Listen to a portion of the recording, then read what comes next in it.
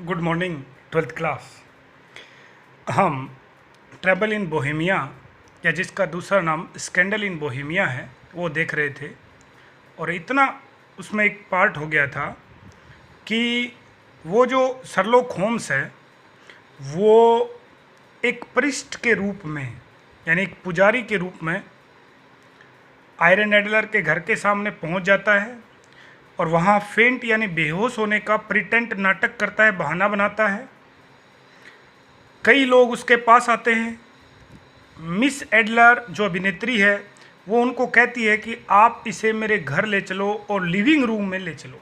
Living room का अर्थ होता है जी बैठक, जहाँ गेस्ट वगैरह को बैठाया जाता है, वो कि वहाँ आप ले चलो।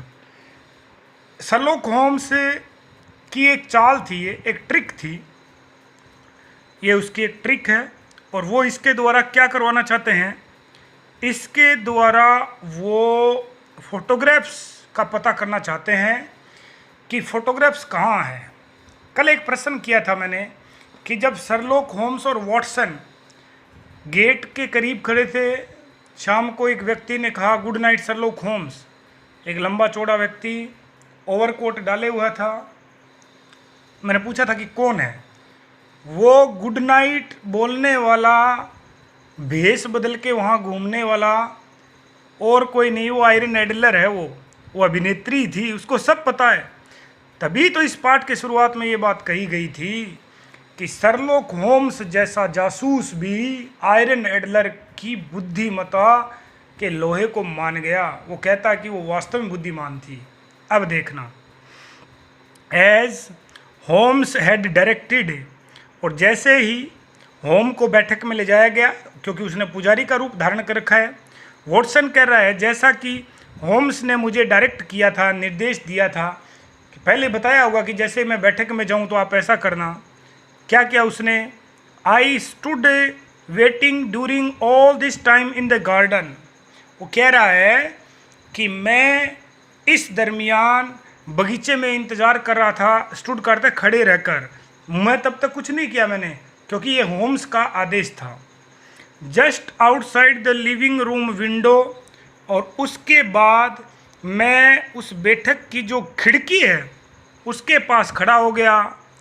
एट ए सिग्नल, और जैसे ही मुझे सिग्नल मिला यानी संकेत मिला, इशारा मिला, फ्रॉम होम्स, होम ने मेरी तरफ इशारा किया और मैंने क्या कर दिया, इनसाइड, उस बैठक के अंदर, आई थ्रू, मैंने फेंक दिए, सम लाइटेड पीस ऑफ पेपर, कुछ जलते हुए कागज मैंने उस बैठक के अंदर फेंक दिए, into the room through the window, खिड़की से। बहुत चतुर है वो होम्स। देखो वो क्या करवाना चाहता, आप समझे बात को।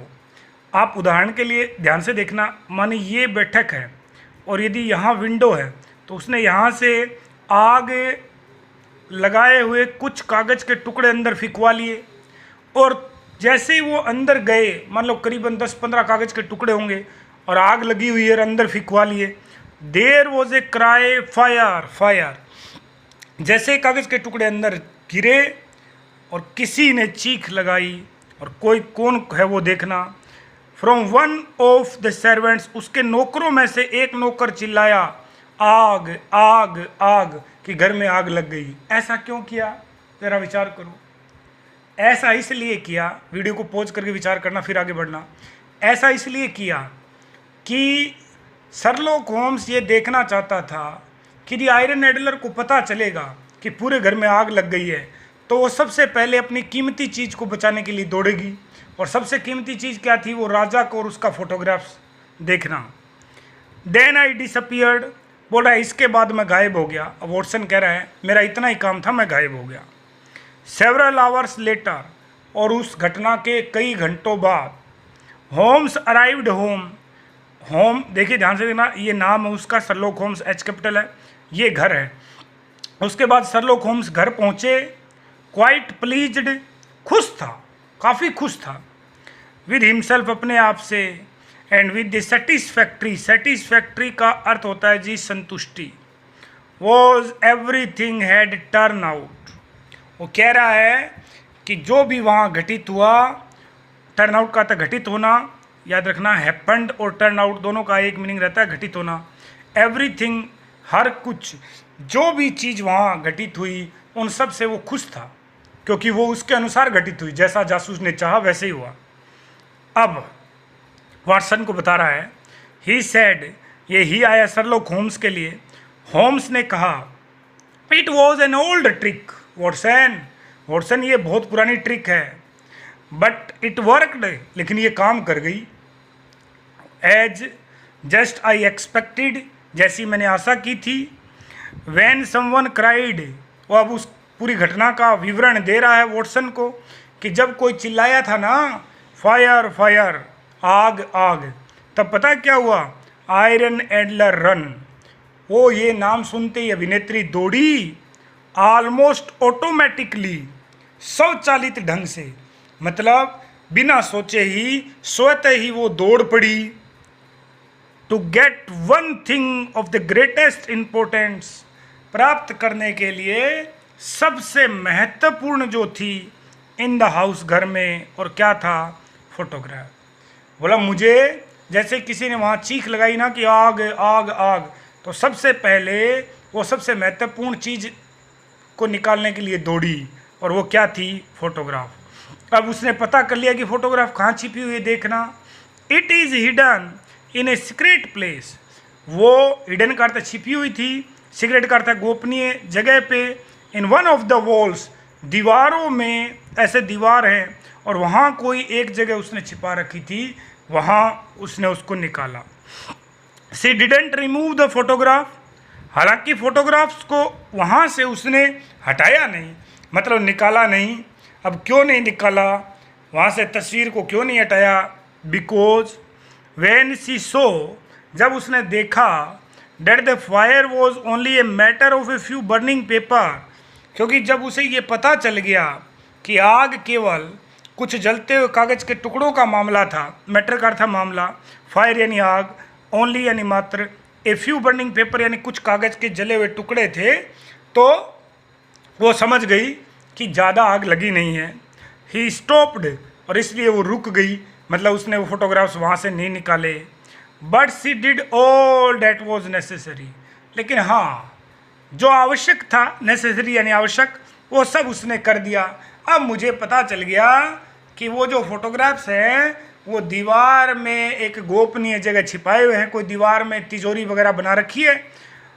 टू शो मी, बोलो मुझे दिखा दिया, एग्जैक्टली ठीक, where the photograph is hidden, कि हिडन छिपा हुआ फोटोग्राफ, तस्वीर। हाँ, मुझे पक्का पता चल गया कि तस्वीर कहाँ छिपी हुई है।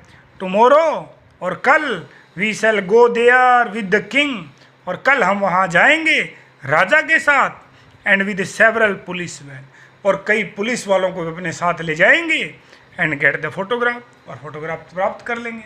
यानी शर्लॉक होम्स ये कह रहा है कि मैंने जो जाल रचा उसमें कौन फंस गई, एडलर जो है वो फंस गई, मेरा काम हो गया। वो आग देखते ही दौड़ी किधर, उस दीवार की तरफ जहाँ क्या थी, फोटोग्राफ छिपी हुई थी, और इतना मुझे अब पता चल गया कि किस दीवार में कहाँ फोटोग्राफ है। कल मैं राजा को साथ ले जाऊंगा और फोटोग्राफ से प्राप्त कर लूँगा। अभी देखना एकदम से नया मोड़ आएगा, आप देखना। द नेक्स्ट डे, अगले दिन, however when Holmes went to Miss Adler's house, अगले दिन जब होम्स एडलर के घर पहुंचा, यानी उसको तो पता तो चल गया था, तो अगले दिन जैसे ही वो उसके घर पहुंचा, he had one of the greatest shock of his long career, greatest सबसे बड़ा शोक का अर्थ सदमा, लॉन्ग लंबे, कैरियर का अर्थ पेशा, अपनी जिंदगी का, अपने पेशे का, कैरियर का अर्थ पेशा भी होता है। एज ए सपाई, जासूस के रूप में उसने जो कार्य शुरू किया है, उसका सबसे बड़ा सदमा उसको लगा। क्या देख के, there was no one at home, घर पे कोई था ही नहीं। मिस एडलर, वो जो है अभिनेत्री थी, एंड ऑल हर सर्वेंट्स, और उसके जितने भी नौकर थे, हैड अपेरेंटली, स्पष्ट रूप से गो अवे, जा चुके थे, कोई नहीं है घर पे। Holmes went at once, home जो है एट वंस का अर्थ है तुरंत, कहाँ गया, टू द सीक्रेट प्लेस, उस गोपनीय जगह गया, वह गोपनीय जगह जहाँ फोटो छिपाई गई थी इन द वॉल, दीवार पे, वहाँ गया। वहाँ जाके उसको और सदमा लगेगा। देखना क्या सदमा है। द फोटोग्राफ वॉज देयर, तस्वीर वहीं थी, but there was this message with it read, लेकिन उस तस्वीर के साथ एक संदेश भी था। यह इस प्रकार था, यानी इसको आप इस प्रकार पढ़ सकते हैं। अब आप समझो कि होम्स कितना चतुर और उसने कितनी चतुराई से अपनी चाल बिछाई। पादरी का या पुजारी का रूप धारण किया, बेहोश हुआ, एडलर के घर में घुस गया, अपने साथी से इशारा करके आग का ड्रामा रचा और ये भी पता कर लिया कि कहाँ तस्वीर छिपी हुई है। खुश था रात तक, सुबह तक, जब तक वहाँ नहीं पहुँचा कि हाँ देखो मैं कितना चतुर हूँ। वहाँ जाके उसको पहला सदमा तो ये लगा कि एडलर भी नहीं है, उसके नौकर चाकर कुछ नहीं है, कोई नहीं है वहाँ। अब देखो फोटोग्राफ मिल गई, और बड़ा सदमा लगा कि उसको फोटोग्राफ भी वहीं मिल गई। क्या लिखा है वहाँ? उस फोटोग्राफ के साथ एक लेटर भी है, डियर शर्लॉक होम्स। इसका मतलब एडलर उसको पहचान गई थी, रिकॉग्नाइज कर लिया, तभी तो बोल रही है कि डियर शर्लॉक होम, I had been told that the king would probably go to you for help. वो कह रही है आई हैड बीन टोल्ड, ध्यान से देखना, पैसिव है, पास्ट परफेक्ट का पैसिव लिखा हुआ है। आई हैड बीन टोल्ड, ये बी और ये V3, मुझे ये बताया गया था। इसका मतलब ये नहीं कि मैंने बताया, ध्यान से देखना, पैसिव लिखा हुआ है। फिर बोल रहा हूँ, इसका अर्थ है मुझे ये पता चल गया था, मुझे किसी ने बताया था, डेट की द किंग वुड प्रोबेबली संभवतः वुड जाएंगे हेल्प लेने के लिए इन गेटिंग फोटोग्राफ, कि मुझे इतना किसी ने बता दिया था कि राजा संभवतः तस्वीर वापस पाने के लिए तुम्हारी सहायता जरूर लेगा, क्योंकि वो उस क्षेत्र का सबसे बड़ा जासूस था। दस, इसलिए आई वॉज एक्सपेक्टिंग का अर्थ होता है जी आशा करना, इंतजार करना। मैं आपका वेट ही कर रही थी, एनी डे, मैं वेट कर रही थी कि आप किसी ना किसी दिन जरूर आओगे। फर्स्ट, सबसे पहले, आई रिकग्नाइज, मैंने आपको पहचान लिया था। योर डिस्गाइज का अर्थ होता है भेष बदला हुआ, कि आपने जो भेष बदला हुआ था ना, उस भेष बदले हुए भेष को मैंने पहचान लिया था। एज ए कैब ड्राइवर, जब आप कैब ड्राइवर बन के आए थे, आपको याद है वो कैब ड्राइवर बन के सारी जानकारी लेके आया था और फिर शाम को पूरी सूचना वॉटसन को दे रहा था। यहाँ तक कि वॉटसन खुद नहीं पहचान पाया था कि ये कैब ड्राइवर कौन है, और जब उसने खुद बताया कि मैं शर्लॉक होम्स, तब पहचान पाया। उसका चेला ही नहीं पहचान पाया, लेकिन ये बोल रही है मैंने आपको पहचान लिया था। एंड देन फॉलोड यू, और फिर मैंने आपका फॉलो भी किया, यानी आपका पीछा भी किया। टू योर अपार्टमेंट, अपार्टमेंट करता था घर, आपके घर तक। जस्ट टू मेक श्योर का अर्थ होता है सुनिश्चित करना, मैं केवल सुनिश्चित करने के लिए वहाँ गई। इट वॉज यू, की आप है। आई वॉज, अब उसके आगे वो बोल रही है, अब उसको और ज़्यादा सदमा लगेगा, देखना आप। वो क्या कह रही है? I was the young man, कि मैं ही वो जवान आदमी के रूप में आई थी। हु पास्ड द स्ट्रीट, जो गली से गुजरी थी। एंड स्पोक टू यू, आपसे बोला था। देखो आप भी चौंक गए होंगे कि शर्लॉक होम्स को उसका चेला नहीं पहचान पाया, लेकिन ये जो है आयरन एडलर, इसने उसको पहले झटके में पहचान लिया और उसके घर तक गई उसको गुड नाइट कहने के लिए, मेक श्योर करने के लिए कि हाँ वही है। डोंट फॉरगेट, मत भूलो, that I am to an artist, to का अर्थ है भी, आर्टिस्ट का अर्थ होता है जी कलाकार। ये मत भूलो कि मैं भी कलाकार हूँ और मैं भी रूप बदल सकती हूँ। तो आपको लगा होगा कि कोई नौजवान है जिसने ओवरकोट डाल रखा है, लेकिन मैं थी वो कोई नौजवान नहीं था। यस्टरडे, और कल। I also recognise your little trick, recognise का अर्थ होता है जी पहचान लेना। क्या होता है जी? पहचान लेना। लिटिल, छोटी सी, ट्रिक का अर्थ है चाल, ऑफ गेनिंग का अर्थ है प्राप्त करना, प्राप्त करना। एंट्रेंस का अर्थ था प्रवेश। टू माई हाउस, और बोल रही है कि कल भी मैंने आपको पहचान लिया था, वो आप साधु के रूप में आए, बेहोश हुए, वो चाल में आपकी कल भी पहचान गई थी कि आप मेरे घर में घुसना चाहते हो। एंड फोर्सिंग मी, और आपने मुझे बाध्य किया, टू शो यू, कि मैं आपको दिखाऊं वेयर द फोटोग्राफ, की तस्वीर वो हिडन कहाँ छिपी हुई थी। मैं सब जान गई थी, मुझे पता था कि आप ये ट्रिक खेल रहे हो और आप ये चाहते हो कि मैं आपको तस्वीर दिखाऊं। But it is not important now, लेकिन अब वह तस्वीर मेरे लिए किसी काम की नहीं है, महत्वपूर्ण नहीं है। वो एक अच्छी महिला है, उसको पैसे की, धन की, पद की लालसा नहीं है। द फोटोग्राफ, वो जो तस्वीर है, इज़ हेयर फॉर यू, वो आपके लिए मैं यहीं छोड़ के जा रही हूँ, ले लेना। आई एम मैरिड नाउ, अब मेरा विवाह हो गया है, टू ए मैन, एक ऐसे आदमी से, much better than the king, जो राजा से भी अच्छा है। अब राजा से अच्छा कैसे? क्योंकि वो उससे बहुत प्रेम करता है। And we have gone away together, और हम एक साथ ही दूर चले गए हैं, मतलब यहाँ से दूर जा रहे हैं ताकि आपको कोई दिक्कत ना हो।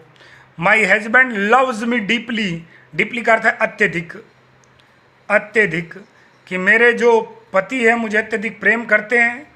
And I am in love with him, और मैं भी उनसे बहुत प्रेम करती हूँ।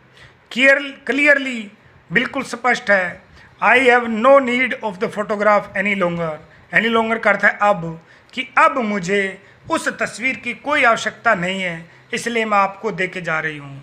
इस प्रकार ये पूरा पाठ हुआ। अब आप देखो, क्या आयरन एडलर से चतुर साबित नहीं हुई? बिल्कुल हुई।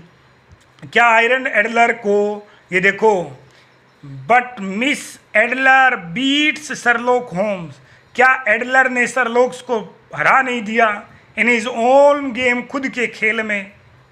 कहानी की शुरुआत मैंने आपको बताया था, एक राजा जो प्रेम करता था मिस आयरन एडलर से। वो कौन है? एक एक्ट्रेस है, अभिनेत्री। कहाँ मुलाकात हुई? वर्षा में उनकी मुलाकात हुई। बाद में विवाह क्यों नहीं कर पाए? क्योंकि वो राजकुमारी यानी राजशाही परिवार से नहीं थी। राजा को उत्तरदायित्व निभाना था अपनी जनता के प्रति, इसलिए वो नहीं कर पाए। राजकुमारी जिससे विवाह होगा राजा को आयरन एडलर ने धमकी दे दी कि मैं उस राजकुमारी को सब कुछ बताऊंगी। मेरे पास एक फ़ोटो भी है आपकी, और वो फ़ोटो प्राप्त करने के लिए किंग जो हैं वो शर्लॉक होम्स की मदद लेते हैं। लेकिन लास्ट में ये बात साबित हो जाती है कि आयरन एडलर भी कम नहीं थी, वो भी आप कह सकते हैं कि 21 साबित हुई। शर्लॉक होम्स यदि 20 थे तो एडलर 21 साबित हुई। ये कहानी इस प्रकार ख़त्म होती है। आई होप आपको समझ आया होगा। कोई डाउट कुछ है तो आप मुझे बता दें, इसके क्वेश्चन आंसर आपको असाइनमेंट में मिल ही जाएंगे। नियमित रूप से आप वीडियो देखें, नियमित रूप से आप असाइनमेंट करें। आप शायद देख भी लिए होंगे, न्यूज़पेपर वगैरह में सब जगह आ गया है कि सरकार ने बिल्कुल ऑनलाइन पढ़ाने की अनुमति दी है, और वही चलेगी आगे, हो सकता है 4 महीने चले। तो जो लोग ऐसा कर रहे हैं, मैं आपको उदाहरण देता हूँ। कुछ ऐसे विद्यार्थी हैं जिनके घर में 3-3 बच्चे हैं, फ़ोन एक और फिर भी वो पढ़ रहे हैं। और कुछ ऐसे भी हैं जिनके घर में 3-3 फ़ोन और वो फिर भी नहीं पढ़ रहे, वो बहाना दे रहे हैं। बहाना हो ही नहीं सकता। हाँ, मैं ये जानता हूँ कि कई लोगों को वास्तव में समस्या है, नेटवर्क की है, फ़ोन की है, कुछ और है। लेकिन मैं ये भी जानता हूँ, यदि आप जिद करेंगे तो आप उसका हल ज़रूर निकालेंगे। गारंटी है इस बात की। आपसे आपकी जो जुनून, आपका जो जहिद है, आपकी जो जुनून है, उससे बढ़ के कुछ नहीं। आप पढ़ना चाहेंगे, आप ज़रूर पढ़ेंगे। फ़ोन मांग के लाएंगे पड़ोसी का, नेटवर्क की व्यवस्था कुछ ना कुछ करेंगे आप, मुझे पता है। और यदि आप बहाने ढूंढेंगे तो आप कुछ नहीं कर पाएंगे। टीचर्स भी जगहों से आते हैं, उन सब के घर पे नेटवर्क या बहुत अच्छे फ़ोन नहीं है, और सब टीचर्स भी करोड़पति नहीं, आप सब जानते हैं वो कैसे मैनेज कर रहे हैं। आपसे कुछ छिपा नहीं है। तो आप ऐसा करें कि आप कुछ भी हो, लेकिन अपना अध्ययन आपका नहीं छूटना चाहिए। उसका लाभ आपको निश्चित रूप से वार्षिक परीक्षा में मिलेगा। वार्षिक परीक्षा अपने नियमित समय पे होगी। हो सकता है 5% सिलेबस आपका कम हो जाए, कोई एक पाठ हटा दिया जाए, लेकिन ये तय है कि वार्षिक परीक्षा अपने समय पे होनी है, चाहे कोरोना जाए और चाहे ना जाए। यानी अपना सीखने का प्रोग्राम नहीं रुकना चाहिए। उम्मीद आप इस बात को समझ रहे होंगे। आप 12th क्लास में हैं तो ज़्यादा आपको बोलने की आवश्यकता मुझे नहीं लगता कि किसी भी टीचर को है। आप सबको पता है क्या आपका हित है और क्या आपका अहित है। धन्यवाद।